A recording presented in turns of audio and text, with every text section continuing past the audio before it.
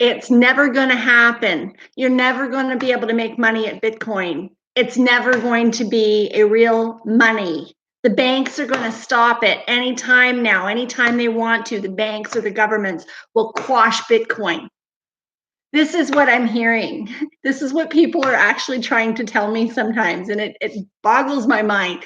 So I wanted to talk about that today because it really does boggle my mind how people can believe that Bitcoin or cryptocurrency isn't the way of the future, monetarily speaking. So let me ask a question. If not Bitcoin, what's the alternative?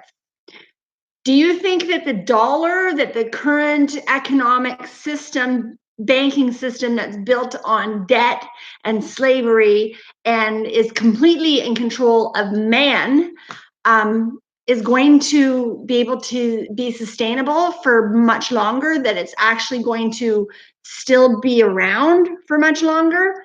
Because if that's what you think, I really, really highly implore you to do a little bit of your own due diligence and look and see if those beliefs are valid.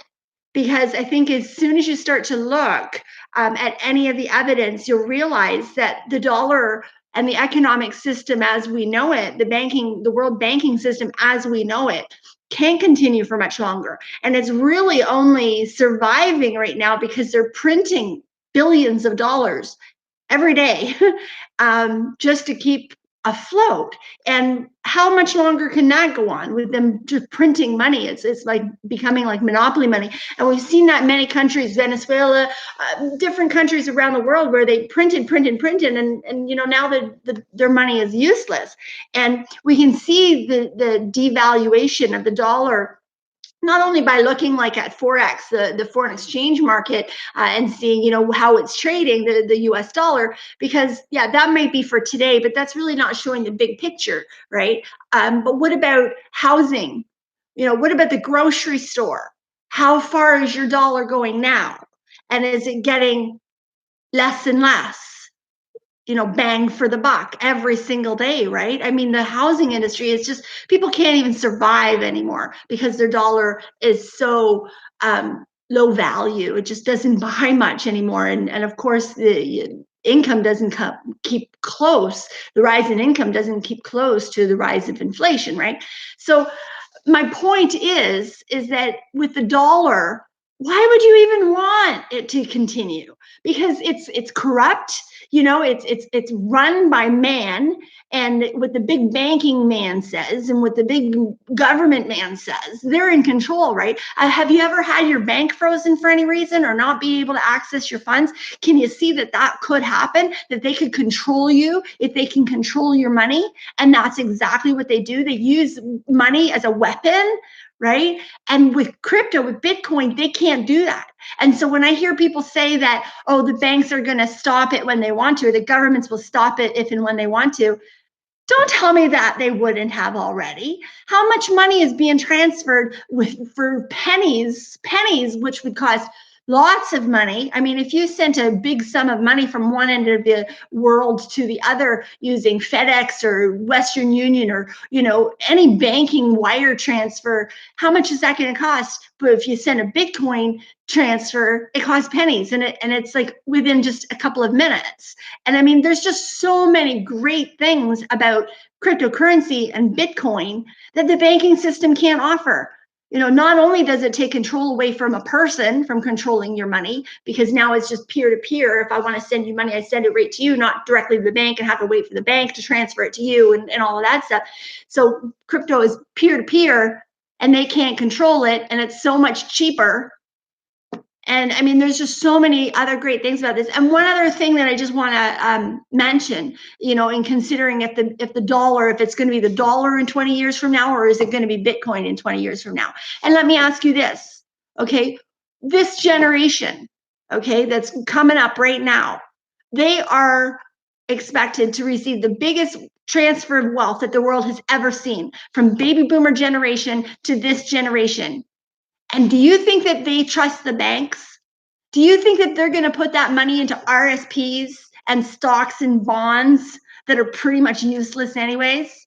Or are they going to put it into digital money? Because that's the generation is their world is digital. So what makes more sense to them, a bank and a dollar that they don't trust, or Bitcoin, which is digital, that's what they're growing up with? Obviously, it's a digital world. So Bitcoin isn't going away. Crypto is not going away.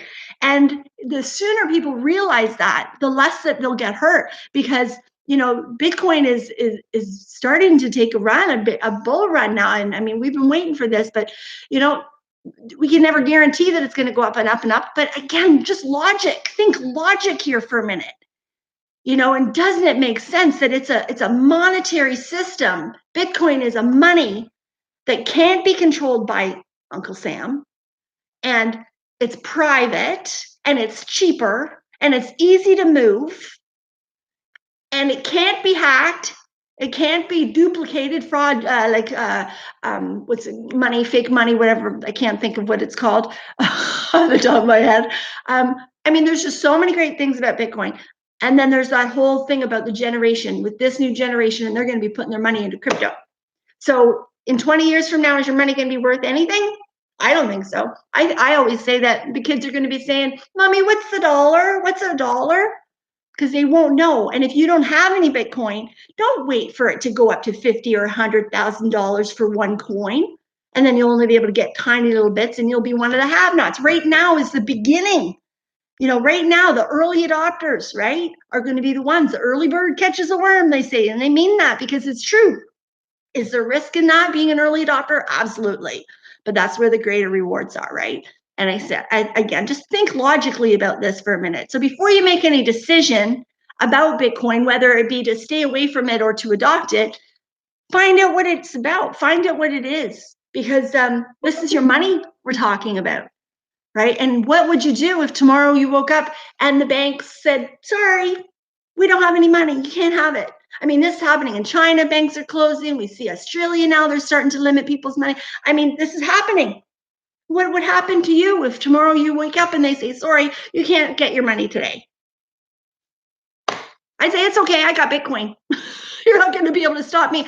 Load it onto my Visa, my crypto Visa, spend it wherever,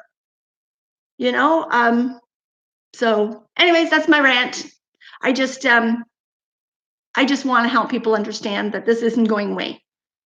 I think, it's my opinion, I'm not a financial advisor, but all indications say that, all the biggest brains in the world are on crypto. The infrastructure is being laid for Bitcoin to be the money of the future. Don't you want some? Don't you want some money in the future? Okay, this is Carrie, I'm out.